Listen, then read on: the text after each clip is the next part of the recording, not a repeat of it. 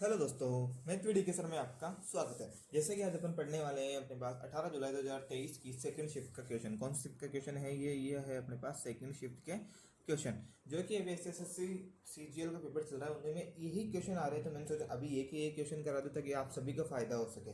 तो आइए अपन चले पढ़ते फर्स्ट क्वेश्चन पे। भारत में आर्थिक सुधार की प्रक्रिया किस पंचवर्षीय योजना से स्टार्ट की गई? तो वो थी अपने पास आठवीं पंचवर्षीय योजना। आठवीं पंचवर्षीय योजना मैं अभी कह रहा हूँ आपको, पंचवर्षीय योजनाएं सारी की सारी आपको पढ़ के चली जानी है।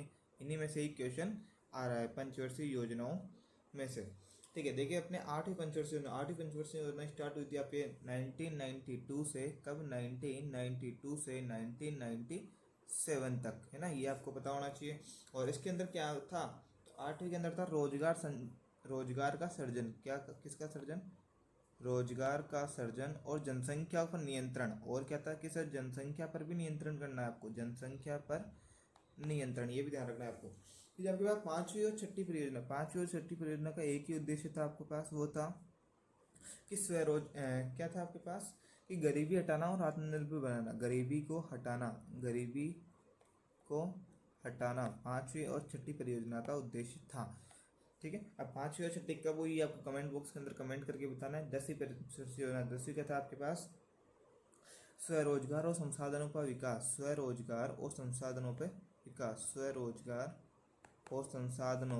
विकास। ये भी आपको ध्यान रखना है। आइए चलिए अपन नेक्स्ट क्वेश्चन पे चलते हैं। नेक्स्ट क्वेश्चन है, मोहम्मद बिन तुगलक ने चांदी के सिक्के के स्थान पर जीतल के सिक्के, किसके सिक्के बनाए थे भाई? जीतल के सिक्के की। ये आपको पता होना चाहिए कि मोहम्मद बिन तुगलक, हिस्ट्री क्वेश्चन आ रहे हैं बेटा, किसके सिक्के बनाए थे? जीतल के सिक्के बनवाए हैं। नेक्स्ट क्वेश्चन पे चलिए। निम्नलिखित से किस अवधि में भारतीय जनसंख्या वृद्धि में रुके हुए था स्थिर चरण की अवधि? तो वो थी अपने पास 1901 से लेकर 1911। 1901 से लेकर आपके पास 1911 की अवधि था, जिसे क्या बोलते हैं अपन, जनसंख्या में कमी हुई थी। क्या हुई थी? जनसंख्या के अंदर कमी देखने को मिली थी। ये भी आपको पता होना चाहिए। फिर नेक्स्ट क्वेश्चन है अपने पास, वॉलीबॉल के चौथे सेट में, किसमें? वॉलीबॉल के चौथे सेट में कितने अंक दिए जाते हैं? वॉलीबॉल के चौथे सेट के अंदर आपको 25 अंक दिए जाते हैं। कितने अंक दिए जाते हैं? 25 अंक दिए जाते हैं। आपको पता लगाना कि वॉलीबॉल में कितने खिलाड़ी भाग लेते हैं। वॉलीबॉल में कितने खिलाड़ी भाग लेते हैं, ये भी आपको बताना है कमेंट बॉक्स के अंदर। नेक्स्ट क्वेश्चन पे चलिए कि भारत में लोहा और इस्पात उद्योगों का सर्वाधिक संकेंद्रण किस क्षेत्र में पाया जाता है? तो वो है आपके पास छोटा नागपुर का पठार। सभी को पता होगा है ना कि सर कौन सा है? छोटा नागपुर का पठार। ये आपको पता होना चाहिए। छोटा नागपुर के पठार में क्या है? लौह और इस्पात उद्योग के सर्वाधिक संकेंद्रण है। नेक्स्ट क्वेश्चन पे अपने पास, भारत सरकार ने जुलाई 2021 में national innovation for profiting and reading with understanding and numeracy NIPUN Bharat का शुभारंभ किया, ताकि सुनिश्चित किया जा सके कि देश का हर बच्चा कक्षा 3 की समाप्ति तक अनिवार्य रूप से साक्षरता। कौन सी कक्षा तक? तो आएगी कक्षा नंबर 3 तक। ये भी आपको पता होना चाहिए कि थर्ड क्लास तक आते थे, उसको पता होना चाहिए कि आधारित साक्षरता और गणनाएं प्राप्त कर चुका हूँ। एक दिवसीय क्रिकेट मैच में अधिकतम कितने ओवर? तो अधिकतम आपकी 10 ओवर ही फेंक सकता है। कितने ओवर की सर? 10 ओवर ही वो फेंक सकता है। ये भी आपको पता होना चाहिए। फिर सीमेंट में मौजूद है सिलिका की मात्रा। तो सीमेंट में सिलिका की मात्रा होती है अपने पास 17 से 25 के बीच, 17 से 25% के बीच होती है सिलिका की मात्रा, 17 से 25% के बीच। ये भी आपको पता लगाना है कि भारत में राज्य चुनाव आयुक्त किसके द्वारा है? तो राज्यपाल द्वारा। आपको राज्य में तो किसके द्वारा होगी कि सर राज्यपाल के द्वारा होगी। किसके द्वारा? राज्यपाल के द्वारा। और केंद्र के अंदर राष्ट्रपति का क्वेश्चन पूछा जा रहा है, मैं आपको बता दूं प्रेसिडेंट आपको पढ़ के ही जाना है, बार बार क्वेश्चन आ रहे हैं। नेक्स्ट क्वेश्चन देखिए, तेलुगु फिल्म RRR सभी ने देखी है क्या? कि सर हाँ, RRR हमने सभी ने देखी है। इसको वो गाना था ना अपने नाटू नाटू, कौन सा?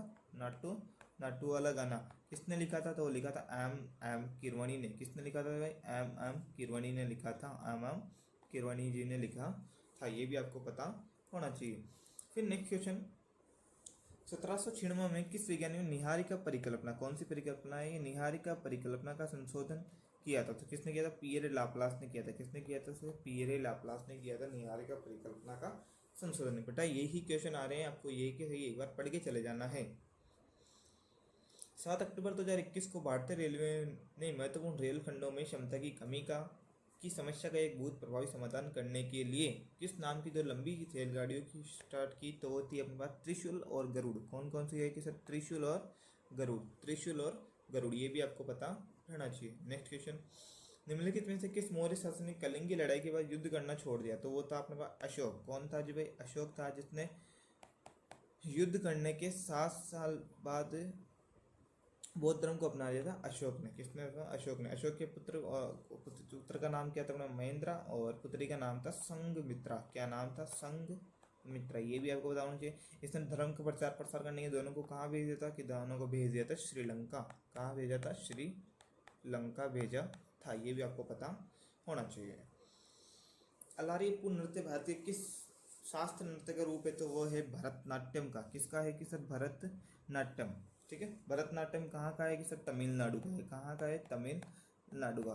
कथकली केरल का है। ओडिशा का है। कथक उत्तर प्रदेश का है। ये आपको पता होना चाहिए। आपके नृत्य से क्वेश्चन नहीं आ रहे, परंतु पुरस्कार से जरूर क्वेश्चन आ रहे। जैसे कि अभी कल का क्वेश्चन था कि भाई अपने पास लता मंगेशकर जी को कब पुरस्कार मिला गया? लता मंगेशकर को कब पुरस्कार दिया गया? भारत रत्न कब दिया गया? तो वो दिया गया था 2001 में। कब दिया गया था कि सर? 2001 में दिया गया था। ये भी आपको पता होना चाहिए। और एक इनको फ्रांस का बहुत बड़ा सर्वोच्च पुरस्कार भी दिया गया, उसका नाम बताना है आपको कमेंट बॉक्स के अंदर। भारतीय संविधान के अनुच्छेद के अंदर 51A जिसकी किस भारतीय नागरिक को कर्तव्य के बारे में बात है? तो 51A सर्वोपरि आंसर आएगा आपके पास 51A। ये भी आपको पता होना चाहिए। कोपेन की योजना के अनुसार भारत किस प्रकार की जलवायु को CWG के रूप में निरूपित करता है? तो किसको? CWG आपको करता है शुष्क शीत के साथ मानसून। किसके साथ मानसून? शुष्क शीत के साथ मानसून। ये भी आपको पता होना चाहिए जी भाई। आगे चलते हैं। निम्न से कौन से उपधातु है? तो क्या क्या होता है कि सर? बोरॉन, सिलिकॉन और एंटीमनी। बोरॉन, सिलिकॉन और एंटीमनी आपको उपधातु होते हैं। बोरॉन, सिलिकॉन और एंटीमनी। ये भी आपको पता होना चाहिए। कोशिकाओं में प्रोटीन का संश्लेषण कहाँ से होता है कि सर? प्रोटीन का संश्लेषण आपके राइबोसोम से होता है। कहाँ से होता है कि बेटा? राइबोसोम से होता है प्रोटीन का संश्लेषण। ऊर्जा कहाँ से बनती है? ऊर्जा बनती है माइटोकॉन्ड्रिया से। सेंटर में कौन होता है? सेंट्रल होगा ऑफकोर्स, केंद्र होगा गोल्जी उपकरण। की खोज किसने की थी? तो कैमिलो गोल्जी ने। किसने की थी? कैमिलो गोल्जी ने की थी। कैमिलो गोल्जी ने की थी गोल्जी की खोज। ये भी आपको पता होना चाहिए। निम्नलिखित में से कौन सा विकल्प भारत के ऋण का एक संस्थागत स्रोत है? तो ऋण का संस्थागत स्रोत कौन है आपके पास? वाणिज्य बैंक। कौन है? वाणिज्य बैंक बोल दो, कमर्शियल बैंक है ना, वाणिज्य बैंक आपको पता होना चाहिए। नेक्स्ट क्वेश्चन है आपके पास, 2019 में पद्मश्री पुरस्कार सम्मानित नर्तक नटराज को निम्न से किस योगदान के लिए पुरस्कार दिया गया? तो भरतनाट्यम नृत्य प्रदर्शित करने के माध्यम सामाजिक बहिष्कार को काबू पाने के लिए ही इनको 2019 में पद्मश्री पुरस्कार से सम्मानित किया गया। कब? 2019 में पद्मश्री पुरस्कार आ सकता है, ध्यान से पढ़े। पद्मश्री पुरस्कार दिया गया, ठीक है, नर्तकी नटराज को। निम्नलिखित में से कौन अलीगढ़ आंदोलन के संस्थापक थे जो भारतीय मुस्लिम समुदाय के लिए है? मुसलमानों का नाम आए भारत के अंदर तो आपको नाम लेना है सैयद अहमद खां। कौन है आपके पास? सैयद अहमद खां। ये भी आपको पता होना चाहिए, है ना, सैयद अब्दुल खां। मैं कहूँगी लाल कुर्ते आंदोलन के नाम से कौन प्रसिद्ध? तो अब्दुल गफ्फार खां, है ना, कि लाल कुर्ते रेड शर्ट है ना, रेड शर्ट के नाम से कौन प्रसिद्ध है? तो लाल कुर्तेदार। ये आपको पता होना चाहिए। में से किसे जून 2021 से जून 2024 की अवधि के लिए विश्व बैंक के लिए सलाहकार, विश्व बैंक के लिए ना सलाहकार के रूप में नियुक्त? तो रंजीत सिंह देसाले। कौन है अपने पास? रंजीत सिंह देसाले। ये तो आपको पता होना चाहिए ना, करंट का क्वेश्चन है, रंजीत सिंह देसाले। ये भी आपको पता होना चाहिए। टाइफलोपस क्या है? तो ये क्या है? ब्लाइंड स्नेक है। क्या है? Blind snake. क्या है ये आपके पास? Blind snake. ये भी आपको पता होना है टाइफलोन क्या है। अब आ रहा है नेक्स्ट, हेमिस महोत्सव कहाँ किस धर्म का? तो हेमिस है आपके पास बौद्ध धर्म का। किस धर्म का है कि सर? बौद्ध धर्म का होता है हेमिस, बौद्ध धर्म का। ये भी आपको पता होना चाहिए जी भाई। आगे चलते हैं, लास्ट क्वेश्चन, इनमें से किस नेता ने बारडोली सत्याग्रह? तो ये आप सभी को पता होगा, वर्ल्ड इंडिया तो आयरमैन ऑफ द वर्ल्ड सरदार भाई वल्लभ भाई पटेल, वल्लभ भाई पटेल, भाई पटेल, ये भी आपको ध्यान होना चाहिए, वल्लभ भाई पटेल। Most important question. आज की शिफ्ट अपनी यहीं तक समाप्त करते हैं। अब पढ़ेंगे अपन थर्ड शिफ्ट के क्वेश्चन, कब के, 18 जुलाई के। तो आपको नेक्स्ट शिफ्ट में इंतजार करना पड़ेगा। मैं कह रहा हूँ प्रीवियस ईयर में एक ही क्वेश्चन आ रहे हैं, आप क्वेश्चन देखते चले और अपना पढ़ाई करते चले। Thank you so much.